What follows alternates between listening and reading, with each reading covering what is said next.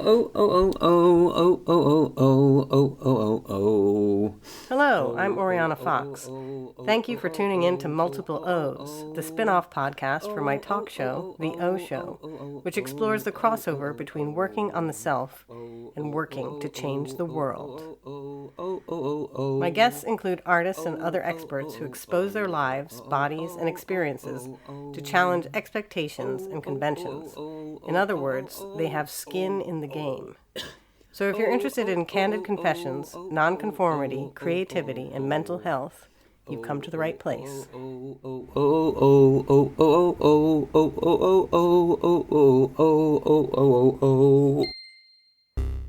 Hello, listeners. Welcome to episode 5 of season 3 of Multiple O's. I'm your host, Oriana Fox, and I'm an artist with a PhD in self-disclosure. I'm excited to share with you an interview with the artist Nando Messias, whose work I admire for its meaning and its aesthetics. It takes place in theater contexts, clubs, art venues, in the streets, and on the pages of academic journals. They are a beautiful writer. They create stunning imagery and choreography, and they combine this with a fierce critique of gender normativity. I've had the pleasure of speaking to Nando before on the O Show, the episode entitled Without Sacrificing Her Femininity. So without further ado, here is the interview with Nando Messias. I just wanted to kind of say a few things to begin with, just to bring the listener on board with, what we've discussed in the past. Yeah. If they haven't watched the O Show or they aren't super familiar with your work already, we've spoken on the O Show about your performance, Sissy's Progress, and about this, the way you identify as an effeminate male, or at the time you did identify as an effeminate male, and you were embracing this identity of the Sissy, and you'd produce this amazing piece of performance art stroke activism called Sissy's Progress, in which you take that identity of the Sissy out into the street in a hyper-visible and hyper-audible way, as a way of embracing your visibility in public and putting a frame around your experience of hate crime and gender-based violence in the public realm as a result of that identity, and wanting to show that and literally, like I said, put a frame around that for audiences to see and experience for themselves what that threat is like and how it manifests. And so you've spoken very eloquently about that and about your experience of those forms of violence, whether it's taunting, laughter, pointing, or up to the point even of, physical violence against you. And that, having experienced that in 2005 and unfortunately, dismayingly, repeatedly, you have decided to speak back to that violence. You feel it's your responsibility to speak back to that violence because you know it is not your experience alone. It is a shared experience across those who identify as sissies or non-binary or trans, or even for women in the streets. In certain contexts, you've written about this way of formulating horizontal bonds with others who feel this threat of being hypervisible, but also being politically invisible, or maybe having their rights less recognized, and wanting to get recognition for those rights, and to speak back to those experiences of violence that inhibit people's freedom. So with all that in mind... Yes, great. I love all that. It's fantastic summary, yes. Since it's been now a number of years, I think 5 or 6 years since we spoke, I'm just wondering a few things. I want to know how you identify now. At the time, you were wanting to move on very much from Sissy and put that work behind you. You'd spent a decade on it at least, and you wanted to have a new name, find a new name for yourself. And I know on social media, I see you referred to as they, them, and at the time you were still using he, him, or maybe now you're embracing all these different pronouns. So I wanted to ask you about, that kind of self-naming and how you've moved on since then. Yes, it's a great question. I The way I engage with identity is that I see identity as a very fluid thing, so non-static. And I've moved back and forth and away and back towards the idea of the Sissy. At the moment, I would not identify as male, so I'd say non-binary. Trans non-binary is how I relate and how I define my identity now. But I remember when we talked that I had written my thesis very much defining the Sissy as a effeminate male, and then I used the term transgender as well. That was 2011 when I finished my PhD and wrote my thesis. And then I moved away from the term transgender because it had, acquired a certain specificity that I didn't identify with and didn't apply to me. And then since that move away from transgender, I've moved back to transgender because that's kind of really an elastic term that is like an umbrella, all-encompassing term of transgender. The prefix trans is something that I've been using a lot in my work, not just in my identity, but methodologies of creating work that is trans, as in across the other side, where you are and I'm not. So that's what the term kind of means to me, but also the identity trends being ever-evolving, shifting, constantly moving, and the work that I create having a trans methodology, as it were. So that's, how I identify now. I use he, she, they pronouns, so all pronouns, because they all fit at different times, and at the same time, not one of them fits properly. They all fit awkwardly with what I am, and I like that awkwardness. I suppose is what's always remained as part of my core identity, is a mismatch, a misalignment that I find is productive perhaps, or creates some kind of friction that I find moves my work forward as a thrust of my work.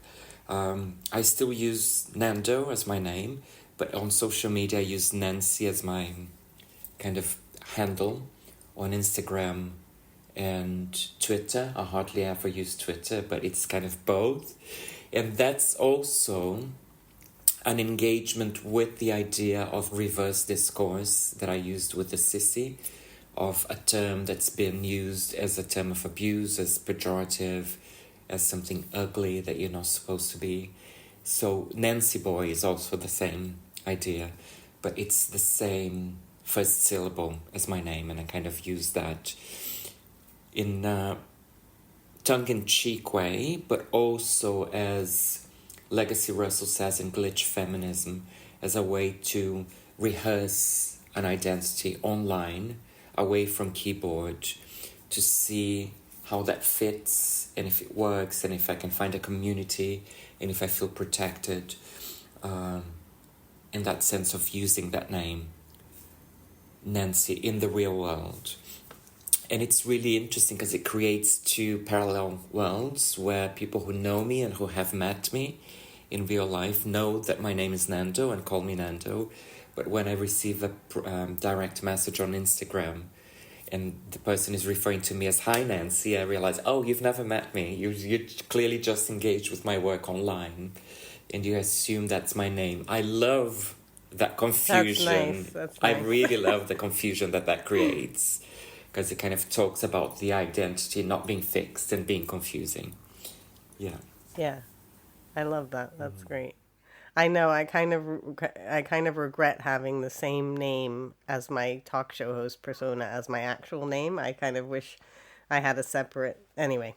But I'm thinking about this idea of trans as methodology, and I wanted to hear more about that because you said something about where I am and where you are not. So I wanted to unpack that a bit more, but also I was thinking that relates to your work as performance art and activism and sort of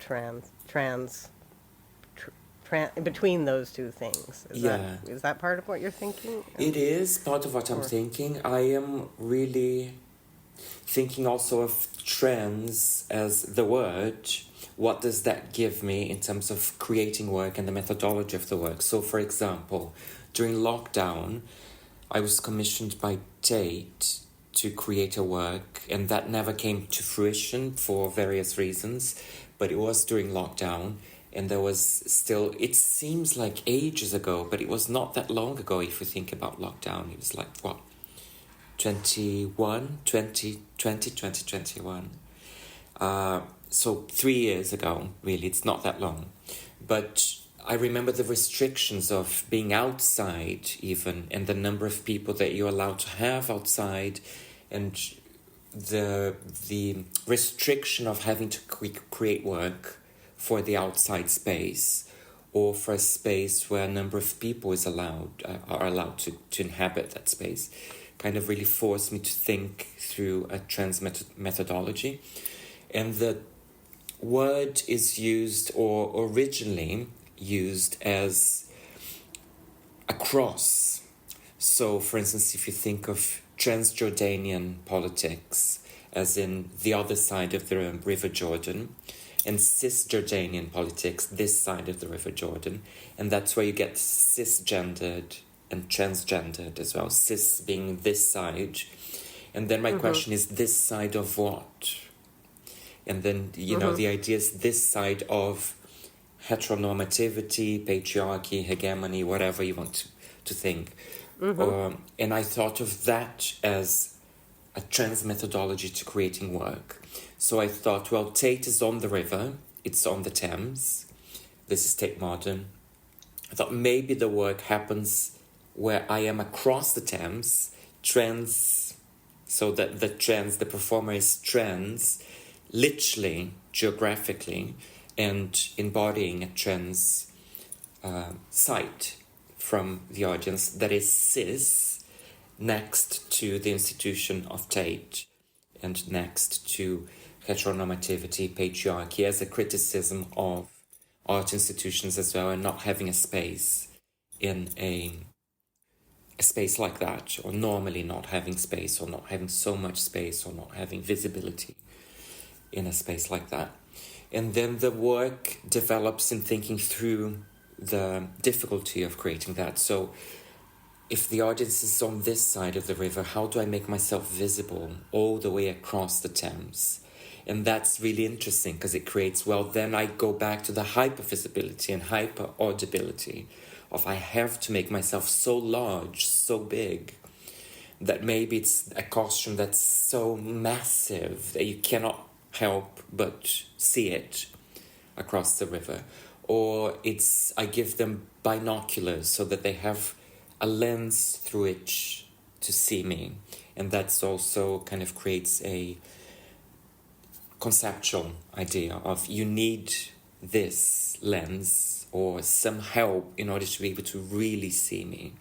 And this is the lens that I'm providing you with to be able to see me properly.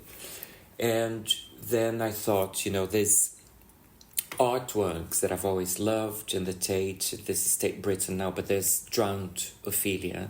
And I thought maybe I come across the Thames as Drowned Ophelia, and my outfit is, you know, a ball gown, and then I just walk around the Tate as a ghost, all drenched in the Thames water. Of course, it's not possible because it's against the law to enter the Thames because it's so polluted, and I'm sure it would be very die dangerous. Exactly.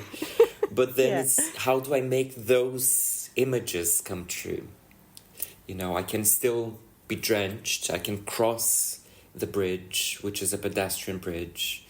I can cross the bridge with some sort of really loud sound. I've used a marching band before, so I wouldn't go back to that. Maybe it's and with the restrictions as well of not having anyone near you, maybe it's a sound system that's attached to my body and that's very loud. I feel like you could be like a siren, like I'm picturing you like a siren. Isn't that beautiful? That's gorgeous, because the word siren, yes, exactly, the body of the siren. As I also a freak, as it were, kind of a non-normative body, but also the sounds they make. That's beautiful. Yes, yeah. I shall go back to the Tate and say it's a new collaboration between you and I. And that's, Okay. yes. That's okay. I love it. I mean, that'd be wonderful. That's beautiful. That really... I give it to you freely without having to take a look at it. But that really responds to the ideas behind this, and exactly the siren having a trans body as well, that is mismatched, that is half one thing and half the other. That provokes fear, that provokes, anxiety, all of that. So that's the one way, and then pushing this further, this idea of trans being something that's on the other side.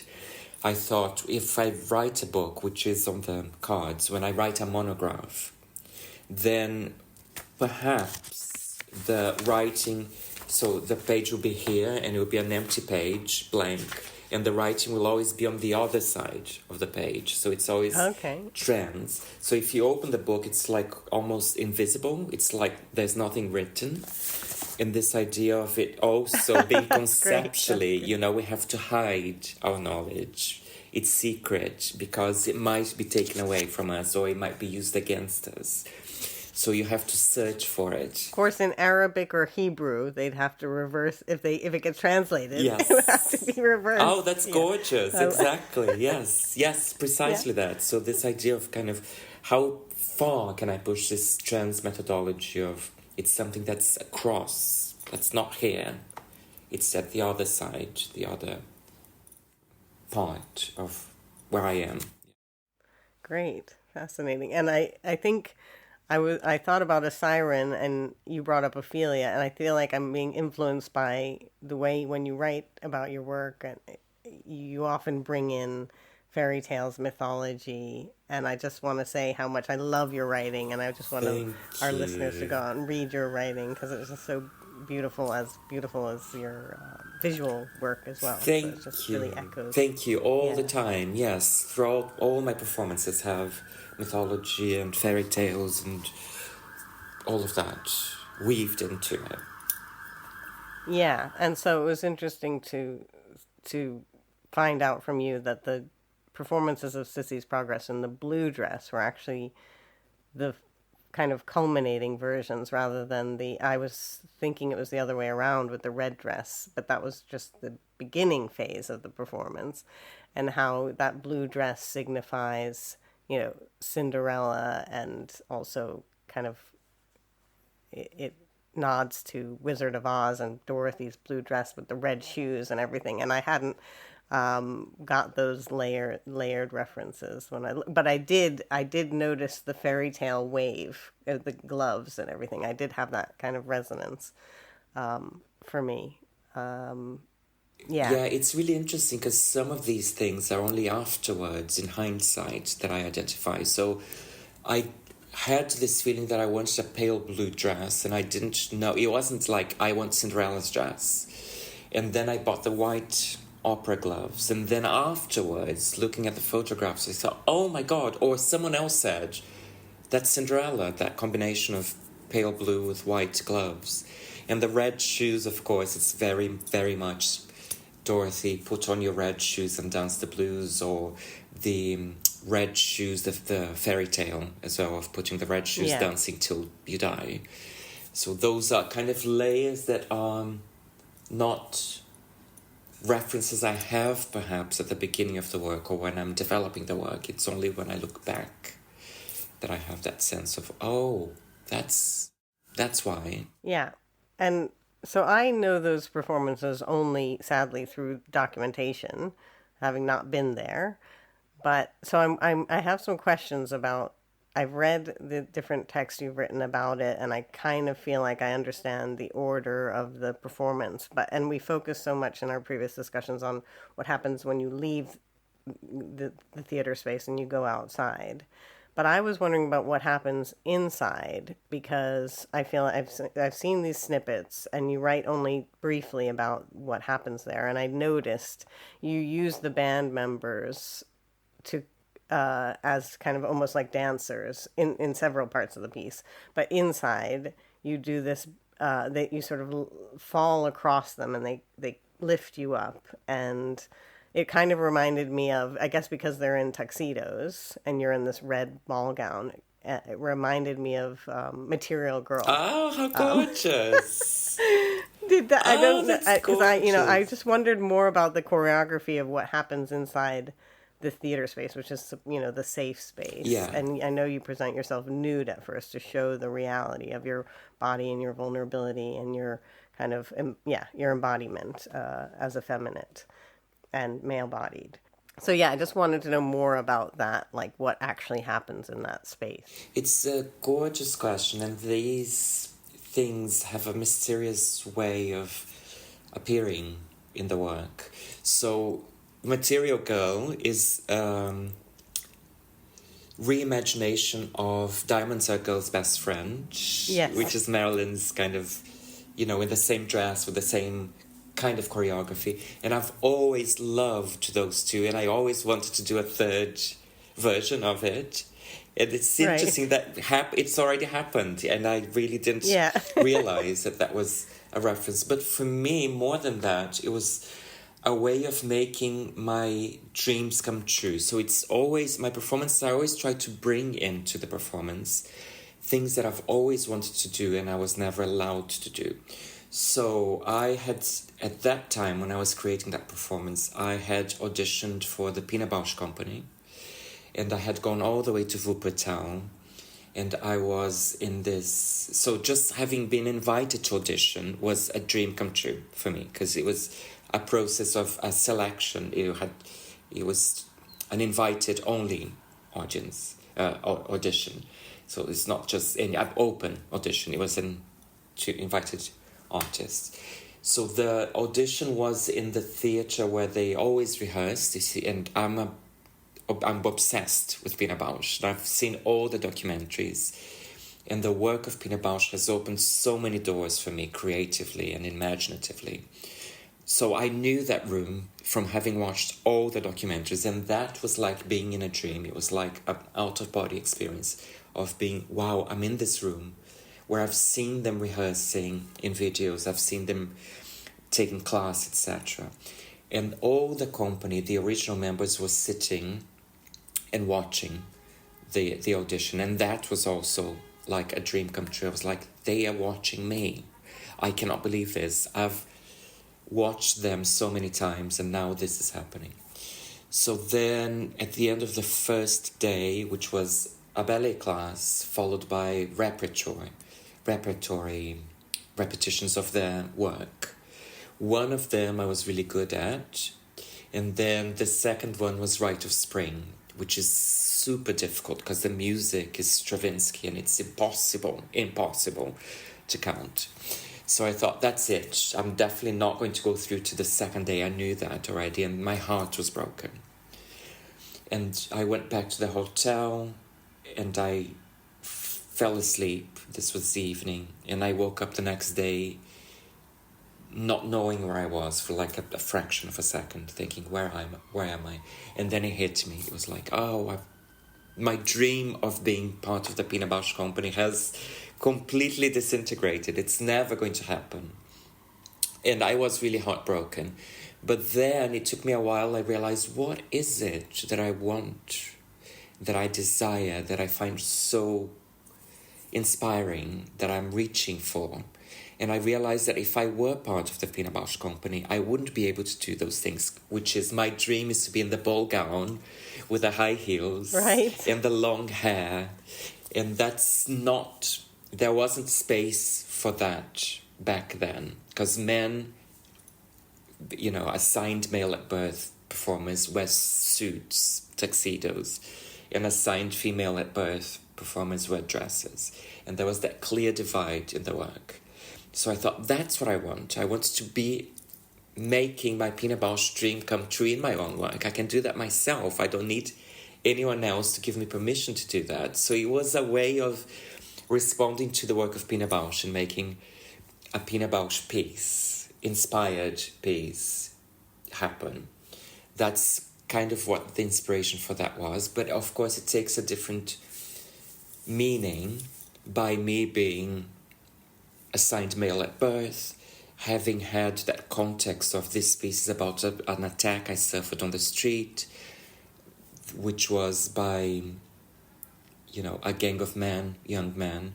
So these men here, the idea was we are in a safe space. They're looking after me, they're caring for me by dressing me, by putting me in this ball gown, by putting me in their gloves, putting the shoes on me, so that the Cinderella idea of, the shoe fits, you're going to the ball, you shall go to the ball, all that. And then when I go outside, reality hits.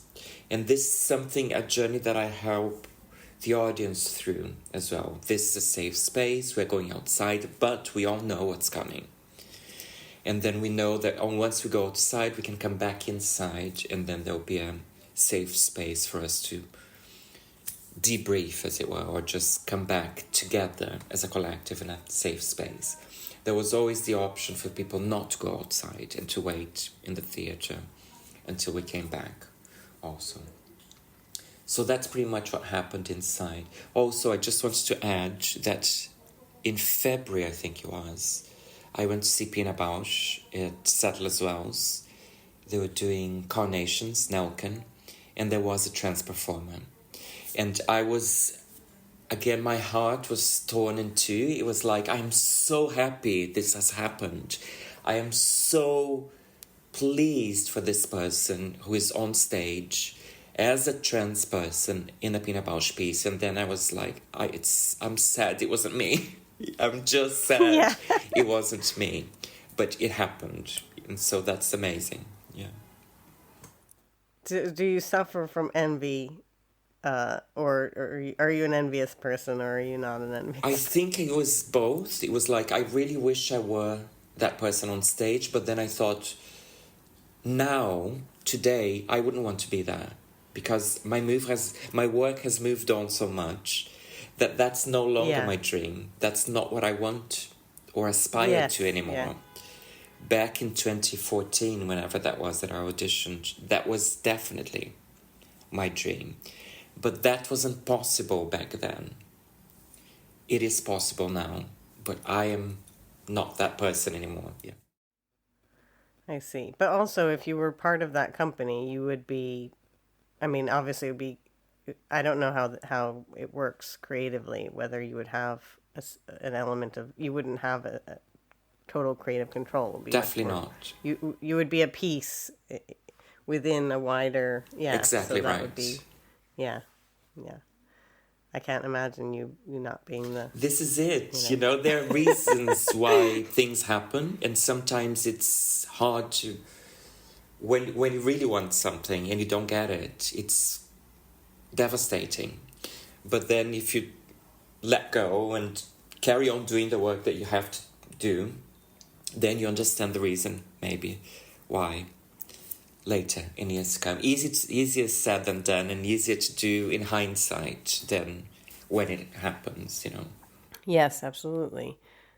To get back to the performance, so they dress you, and that's all kind of a nod to Pina Bausch, or a reliving of that, because you always wanted to do it. Well, there is one choreography in the piece that's very Pina Bausch. So I use Cat Power song, the werewolf. Again, this idea of a mythological figure, character whose body is seen as trans or queer or freakish. And that choreography is very Pina Bausch inspired, where we're doing a collective chorus protagonist move. But the idea of them dressing me, that's more my work. I don't think I've ever seen any Pina piece. But the ball gown is, of course, and the high heels and the gloves and the hair. And what about the moment where you're upside down? You're kind of, your feet are up in the air and... Yes, that's how they dress me in the dress. And yes, all so right. That's when they put the dress on me. It's upside down. Also, you see, this is just in the creative process. I didn't have the distance or the perspective to be able to see it, but now looking back, it's very much about this body that doesn't fit, that is queer, that sees the world upside down, or the world sees them upside down. And that's how I was dressed. And kind of all this notion of nothing is easy for this body, not even being dressed or getting dressed. It's everything is a labor. It's laborious, it's hard, it's, yeah. I think that's how I'd read it. Yeah. Inside, the men dress you and they kind of take care of you and they pamper you. And then outside, though, they become the kind of perpetrators. Like they throw the bucket of water at you. They kind of, I feel like they surround you and then come in, and it's almost like echoing, sort of taunting or assault.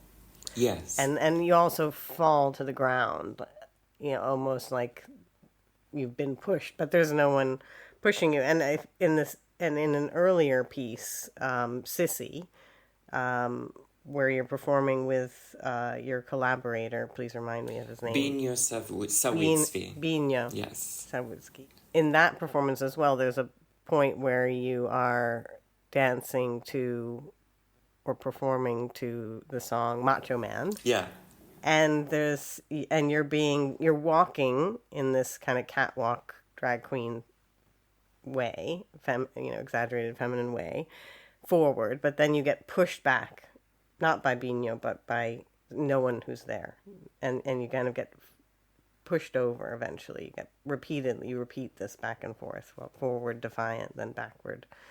And I'm just, because so that similar kind of thing of being pushed over happens in Sissy's Progress. And because I'm currently writing this text where I'm thinking about Cassils' work, Powers That Be, where they are fighting an invisible foe, I just thought there was a synchronicity between those two works, or actually now it's also in the earlier work, Sissy.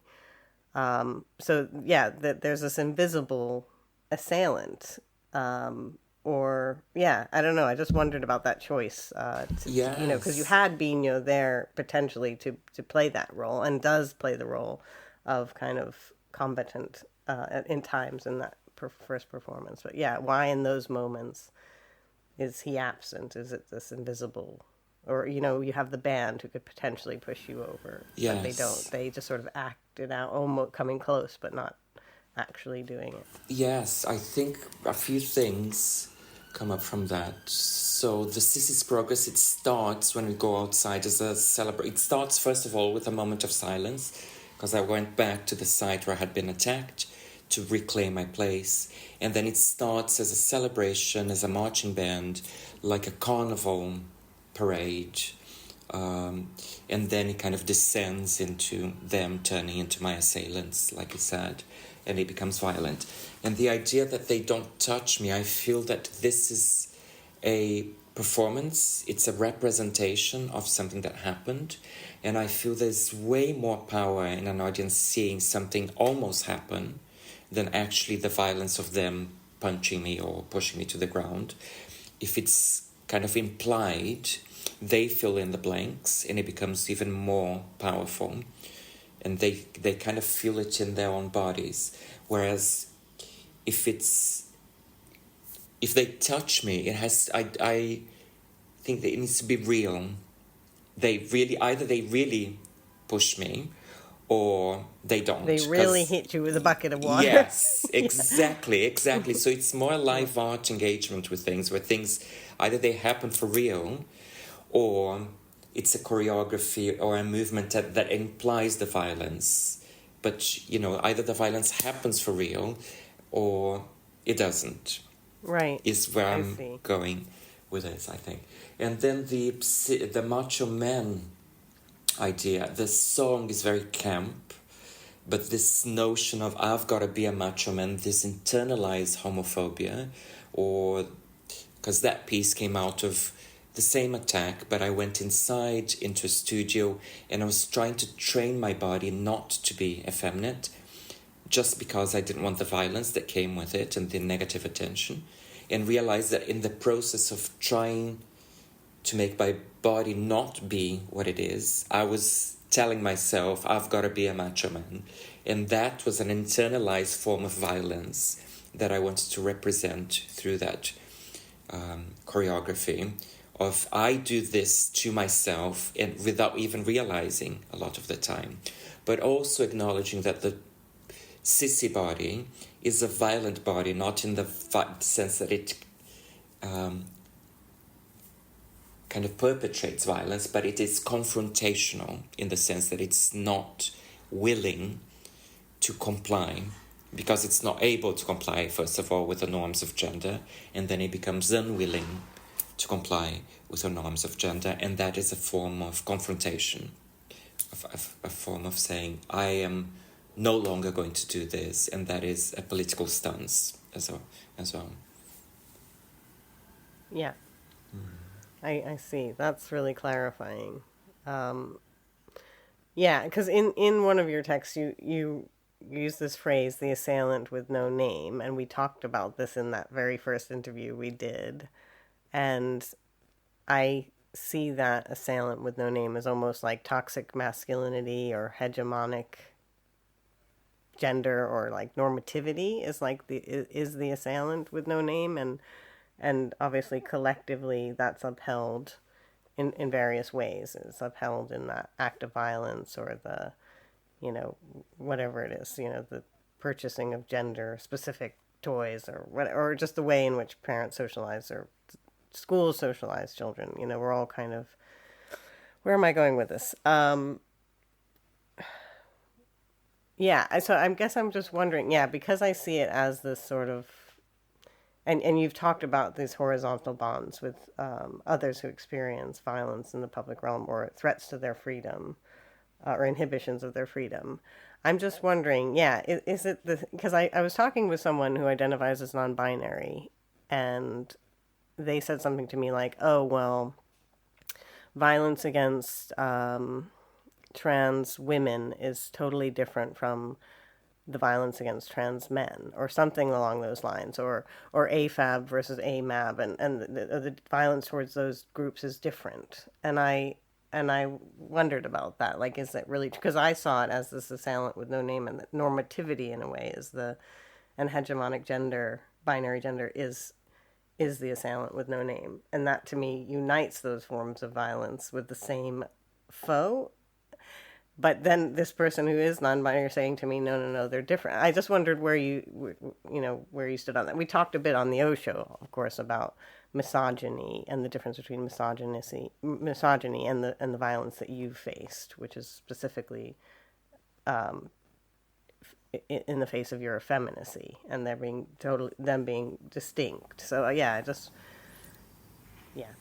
I would say that I agree with you that there's a commonality to that oppression, that we suffer as marginalized identities, but there are, I would say, specificities to each positionality that is not common to all of them. And I wouldn't be able to speak about all of the different ways that they are different.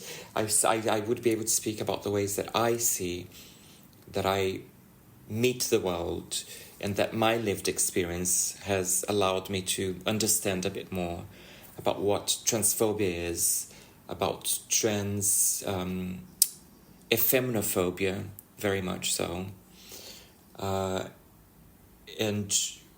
the violence that femininity suffers, I think, and it is very particular. I'd say it's different than masculinity for sure. Yeah. Or transmasculinity. Yeah. And yeah, so in that initial discussion we had, I asked you about, ways being feminine in the work, or effeminate, how that impacted you in the workplace, and you spoke about some kind of like condescending, or being femininity being treated as like frivolous, or being belittled on that basis, or where am I going with this? Yeah, I'm thinking a lot about this, vulnerability and resistance, and because I've been reading what Judith Butler has to say about this, sort of wanting to undermine the binary distinction between those two as a feminist political stance, and because the solution in terms of the law and politics in response to vulnerability is often paternalism. And sort of it the idea that there are vulnerable people or vulnerable groups leads to this kind of paternalistic way of managing, or maybe surveillance, or justifies kind of things that obviously, as people invested in social justice from a feminist or queer anti-racist standpoint, that's extremely problematic. So I'm just wondering what your attitude is toward that kind of, or paternalism, or like what would be, I know this is like really utopian to me, like what would be the solution to, if we think about vulnerability and resistance being actually one and the same, and that vulnerability and courage are like deeply enmeshed. The solution can't be paternalism. But what is it? That's a great question. I don't know if I have the answer to it, but I love what you said about vulnerability and courage being one thing. That's very powerful and deep and meaningful. It's profound. I love that. I would say that the solution is not to find reformation of the system that we have, but to start anew and to create a new system where it's a more collective form of thinking and learning and being together. I don't know what that means in practical terms, but it's the idea of reforming something doesn't seem to be working. Reforming paternalistic structures or patriarchy or hegemony does not seem to be working, or colonialism even. So I was reading an article about decolonizing the curriculum and how that's kind of not really working very well, because it's kind of just stays in the power of white, heterosexual, heteronormative people, where universities might just include more black and global majority people in their staff, and more reading. More examples. But the systems stay the same. They remain oppressive, remain marginalizing, remain exclusive. So the system needs to change, not a reformation of that system. And I wouldn't know how to go about it, to be honest. I know, that's what we need to figure out. Just like that's so. I feel like that is the key. Okay. So we're gonna work on this. Yes. We gotta think about this. I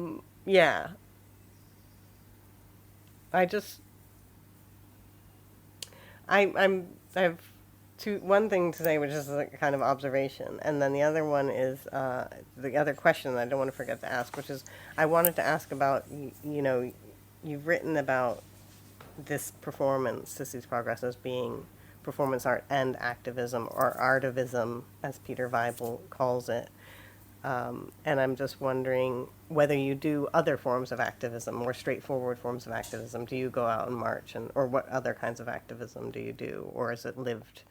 Do you engage in lived activism? That's one question. My other thought was just because I just noticed that it's always like the survivor of something that then goes out and puts themselves on the line to fight for their rights or their freedom.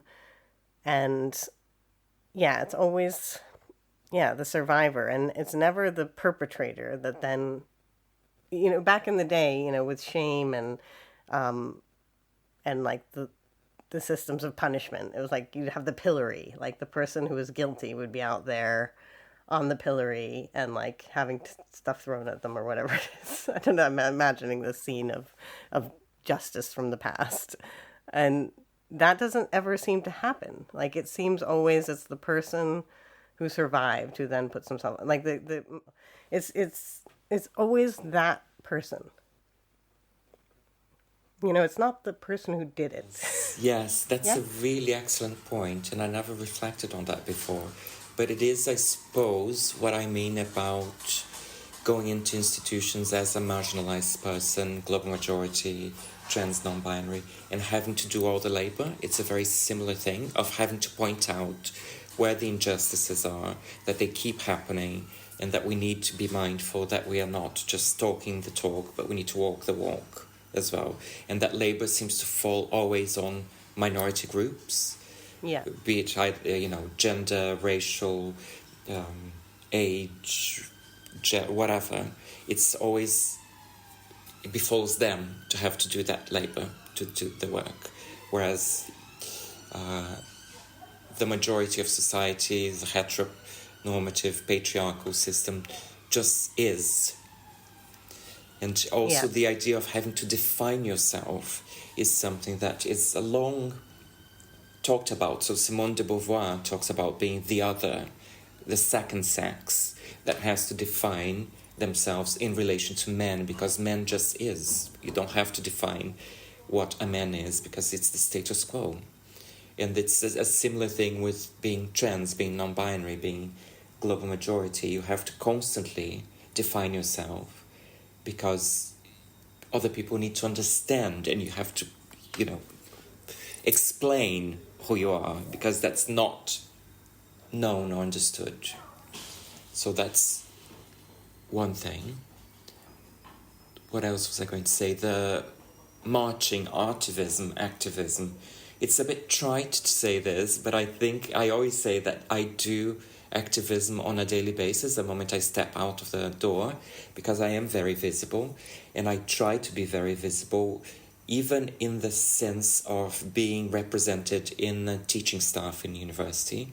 That to me is a political position, and I really dress up and I do show up in a very hyper visible way, because to me it's really crucial, and I hear from students all the time, it's important for me that students see themselves reflected in the teaching staff, because that's something I never saw.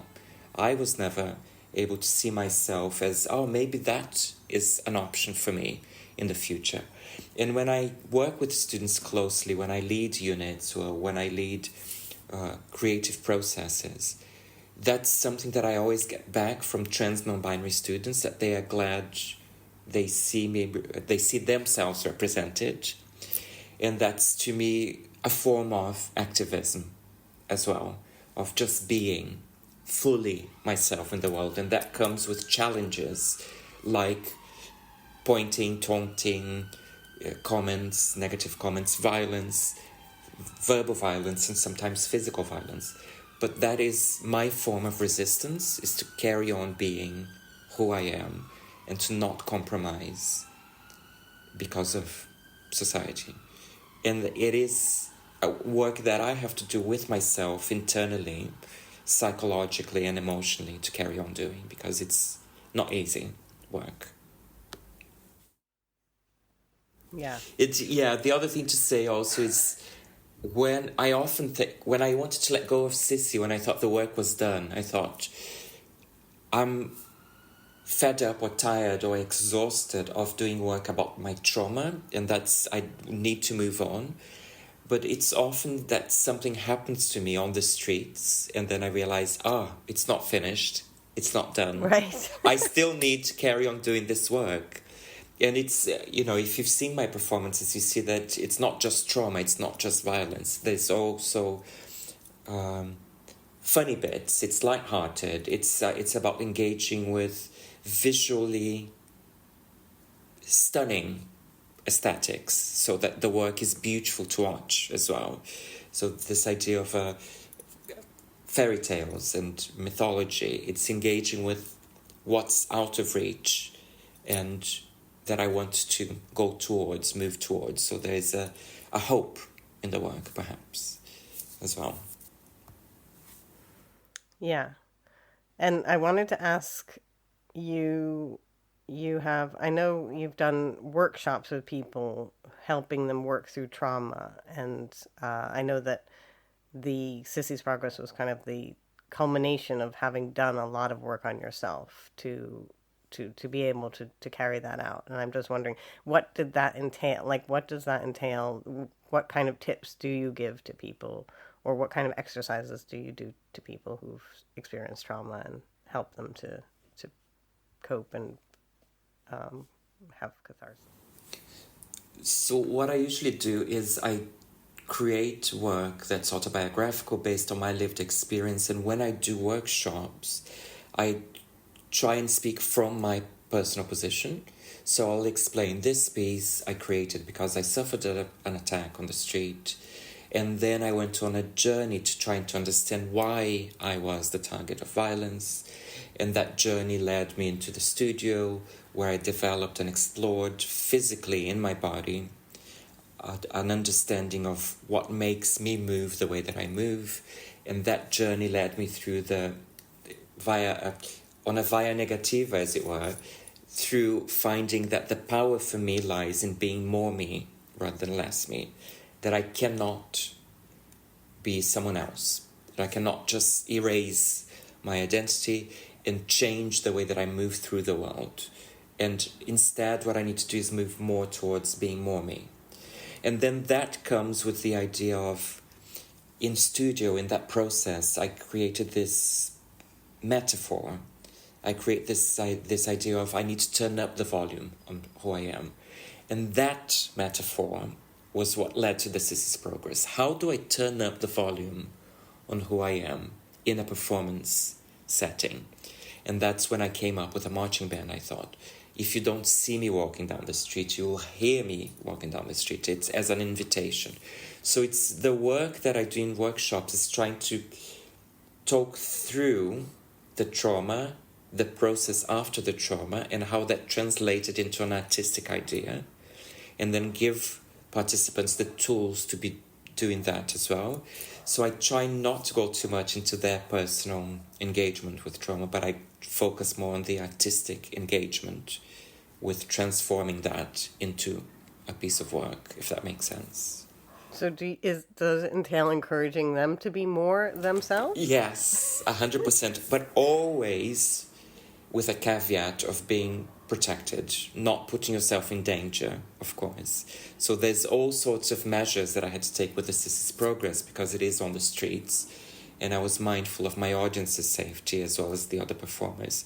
So wherever we performed this publicly, me and my producer would go around the boundaries of the space, and we would identify two spaces like a pub or theatre, where if something went wrong on the streets, we would go in, and we had talked to the manager beforehand saying, we're going to walk past here at 9:15. If we all come in, it's because something's happened. Is that okay with you? That we never had to use any of that, but that thinking through the performance is also something I teach participants. You know, always plan ahead. Something might go wrong. How are you going to deal with something if it goes wrong? Have a plan B, as it were, kind of be prepared. But is there anything specifically about this move to being more oneself, other than taking the necessary steps to protect oneself? What else helps them to be more themselves? To find their community, I'd say, to find their community. Because, you know, everyone will have those group of people that they feel comfortable with and that encourage them to be who they are, more who they are. And then the other thing that I wrote in my thesis, and that's still the case for me, is to find sissy spaces. And by that I meant safe spaces. Basically, if I had to take the tube to a party or to a performance, I knew that the journey wouldn't be safe, that I couldn't be fully myself in that journey. So I might wear flat shoes, for instance, rather than high heels. I might not wear makeup. And then when I get to that space, I'll find a corner where I can put on my makeup and I can put on my high heels and be fully myself. So be mindful of your protection. Always is what I always advise this. Be yourself, be fully yourself, but be mindful of being kind and caring to yourself as well. And what about, managing internalized shame? Are there any tips that you have for that? Because, obviously when you're more yourself, you're giving yourself permission, but you're also going against these maybe self-inhibiting, internalized voices, shaming voices that you've, internalized. Yeah. So is there any tips you give on or ways of managing that? Always be mindful about your motives for doing something, I think. And that's something I'm still fighting against and trying to bring to my own awareness. What are my prejudices and biases, and how can I become aware of them so I don't repeat and reproduce that same thing in the world? Okay. Mm. Great. Yeah. The thing that was personal that I haven't actually asked about was that I had this memory of you talking about your mother and your mother being quite accepting of you as a child, playing with her makeup or wearing her shoes, or that she didn't admonish you for that, but that you spoke about your father telling you to sit with your legs crossed a certain way, in a more masculine way.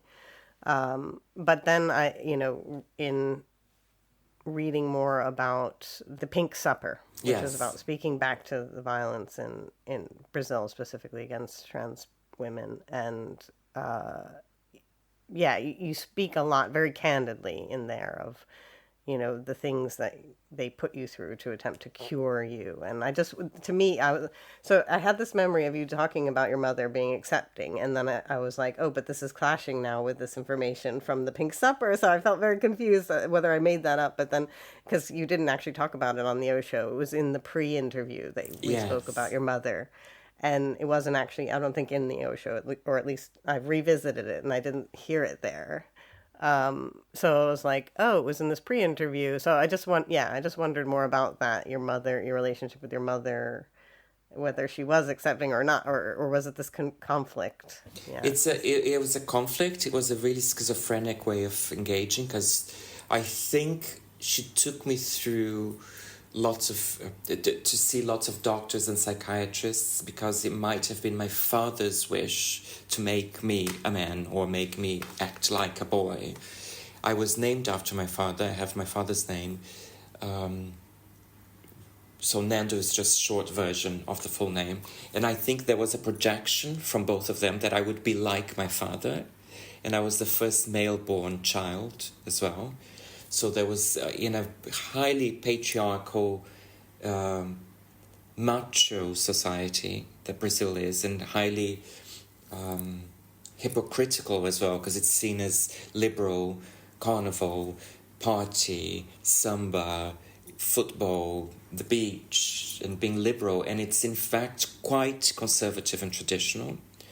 So I think my mother had these two things. She wants to appease her husband, and she loved me and accepted me as I was at the same time.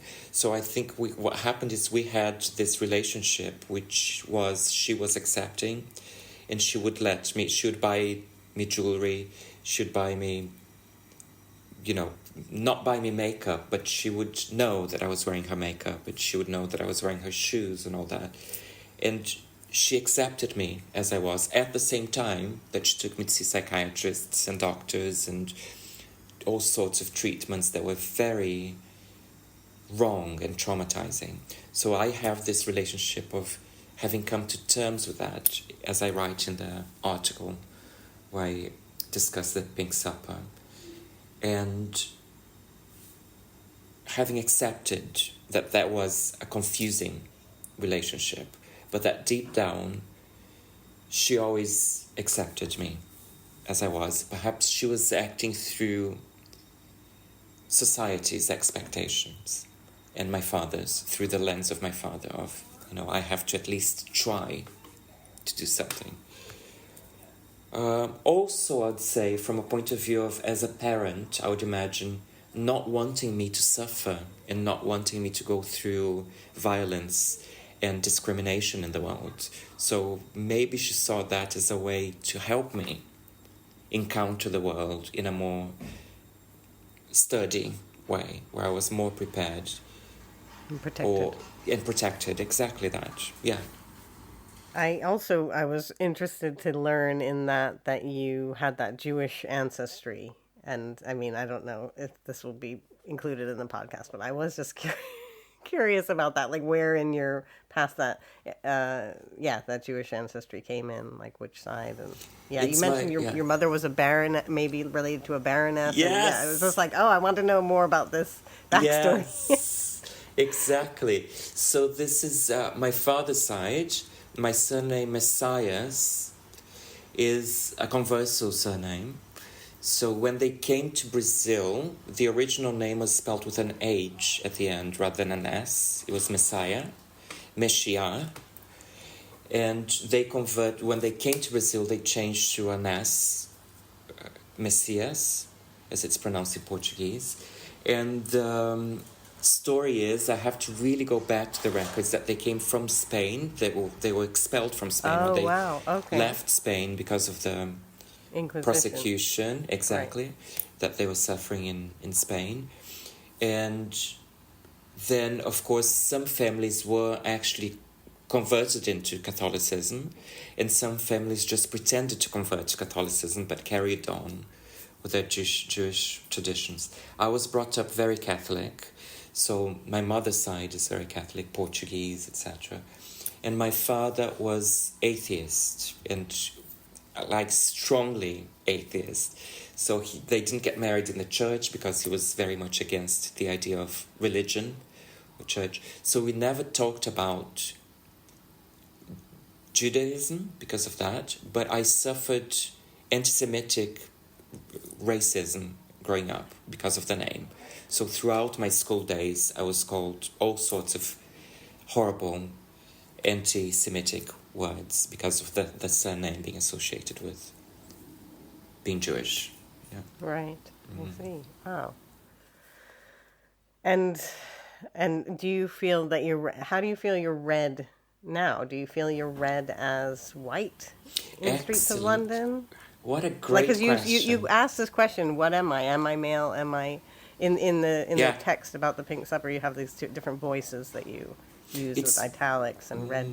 Yeah, and one of the questions you asked is, am I really white? Am I really male? And I just wondered, how do you think you're perceived along those lines? That's such a great question. So I adopt the identity of Latinx, and my father, if you see a photograph of my father, you clearly see that he is mixed race. So that's very much in me and my DNA. But I really hesitate back and forth between these two things, and depending where I am, it depends on what approach I take as well. So in Brazil, I very much pass as white. And then when I'm in Britain, when I'm in the UK, in Europe, I don't see myself as white at all. So it's a really complex and plastic identity, I would say. I'm very mindful not to use that in a way that I see inappropriate, if you know what I mean. So I'm very careful with that. So I would say non-white, and I'd say I identify as global majority. And I've passed as white a lot of the time, but I am not white, and that's another thing that I'm trying to wrap my head around. What does that mean, and how can I be more me in that sense too? Mm-hmm. Fantastic. I feel we probably need to draw this to a close, because I know you've got things to do and I've got things to do, but I have, I could just talk to you forever. So thank you. I really enjoyed it as well. I wanted to hear more about the really recent things you've been doing, but I guess we'll have to talk again in another few years. Let's. I'd love that. Thanks so much for listening. Thanks to Nando for being my guest and being so eloquent.